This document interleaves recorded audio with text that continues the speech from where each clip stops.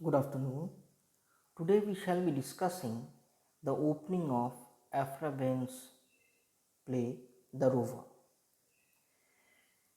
To generalize on openings of plays, we understand certain things when we read plays that most plays tend to open in the middle of things, in medias res as it were, usually in the middle of a conversation or a piece of action, uh, and there are good reasons for this, all of them signaling how distinct drama is from other literary forms such as the traditional novel or the short story.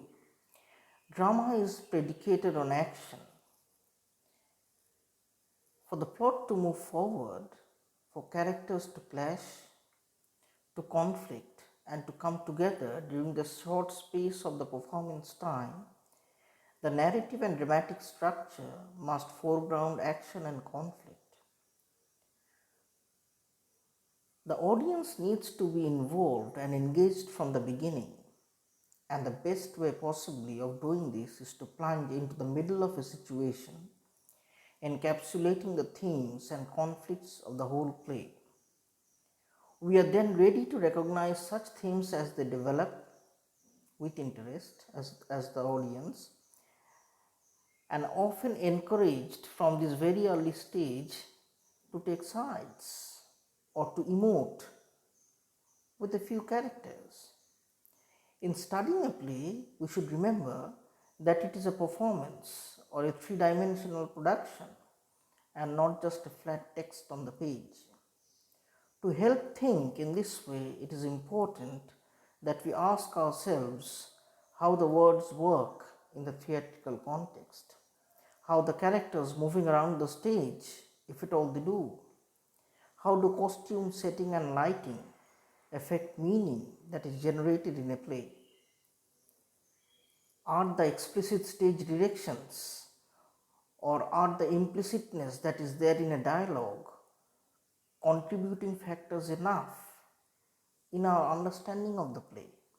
What is the relationship between audience and characters, for example, and how does this affect our interpretation of a particular scene? Or what is the significance, if at all there is a significance, on the scenic structure?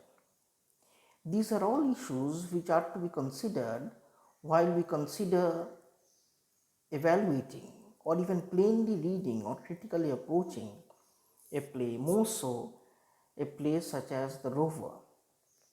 Let us now move on to the openings of this particular comedy which we are discussing, which roughly, the opening roughly coincides with the first 93 lines of the play. By the play's opening in the middle of a conversation, clearly signaled by the exclamatory and exasperated opening line, we are involved immediately in the disputes and the lives of the characters. Now, what do these opening lines tell us about the play and the characters? Let us first consider the setting, costume, and structure of the Rover. The opening line is intimate. We know this when we read that the incident is taking place in a chamber, quote unquote, replicated in the first 53 lines by the nature and tone of two women who are in conversation. We gain a sense of an easy, friendly, and an open relationship between Helena and Florinda, over which we as the audience are having a privileged view. The first 53 lines stand in marked contrast to the next 40 lines when their brother arrives in the chamber, bursting in with an agenda of his own, claiming to dominate both the stage and their lives. It is unusual in this period, even in Behn's work, to find two female characters opening the play. But what is its effect? The audience observes women's points of view from the very beginning, a perception confirmed as the scene progresses. When we credit Helena's critique of arranged marriages to older men not just because it is so witty, but because we have known her and her perspective intimately first.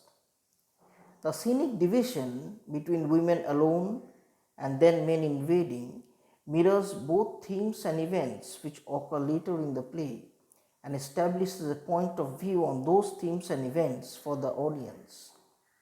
By contrasting young, intelligent, and likable young women with older, rapacious men, Behn apparently utilizes a conventional comic device, the young versus the old, and then genders it. This comic device is a serious theme the whole play examines. Their brother's entry in the process of masking himself provides a visual contrast to the women. His masked visage suggests a lack of openness, perhaps even a hidden agenda, and a gap between public and private persona, particularly in contrast to the women's opening and frank speech. Women of their class are not supposed to wander the streets during a carnival, although they break this stricture, very powerful in the play, whilst the men are free to ramble and adventure at will. Pedro's habit and dress, therefore, further signal his privileged gendered position and privilege, in contrast to the women who are expected to be both obedient and at home. How does the content and tone reinforce or alter these opening, more generalized perceptions?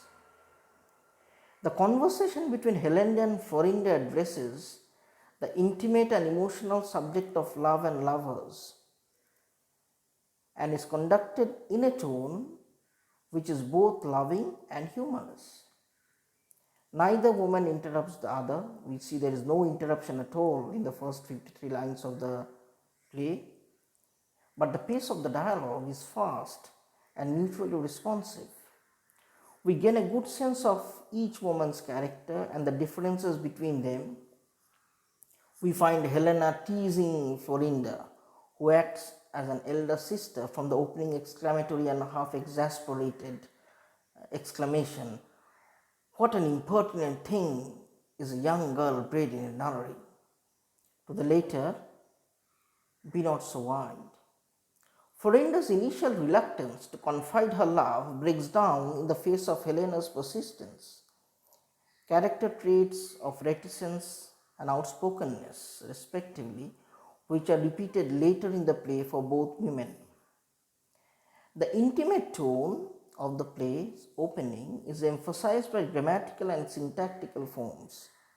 We see repeated rhetorical questions, where we assume agreement between the sisters, relatively lengthy sentences interspersed with far shorter ones, which engender a sense of informality and cumulative listing, creating a sense of both parody and ebullient opinions.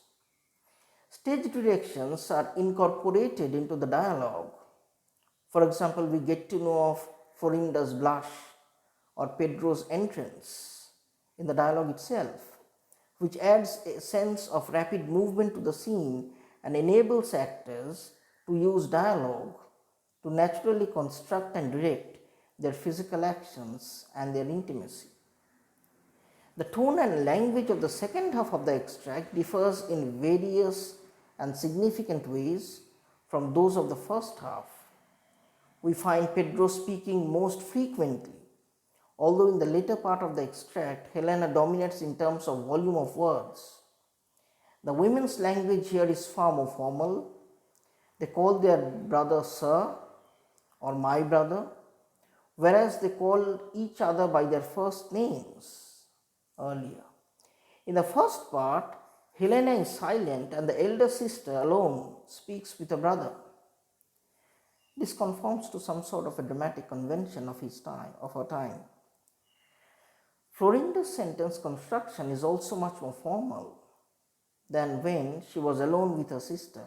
Nevertheless, despite this formal and linguistic acquiescence to the authority and superior position of her brother, Florinda continues to defy her father's wishes. She says, I would not have a man so dear to me as my brother follow the ill customs of our country and make a slave of his sister. Unquote. Her continued insistence on self-determination establishes the nature of the subsequent comic effect. She also prefers to Belleville's salvation of honor, a key word and concept for both men and women in the play. Clearly, the Rover's key themes are signaled clearly and unambiguously in this opening through characterization, staging, scenic structure, and verbal content. The scene configures the conflict between a patriarchal ordering of the world and the needs and desires of an individual woman, an inversion of conventional openings. Women characters are allowed both implicit and explicit defiance of the patriarchal imperatives.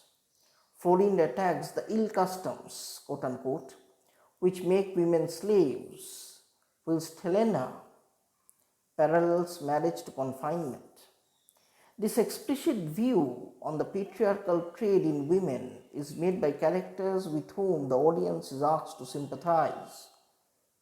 In this extract, Helena is the only character who speaks directly to the audience, and that happens in line 19.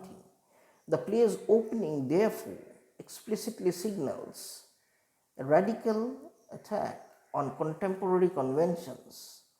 In addition, the opening raises questions about identity and social convention through disguise, about forced and arranged marriage, and about the economic freedom of women.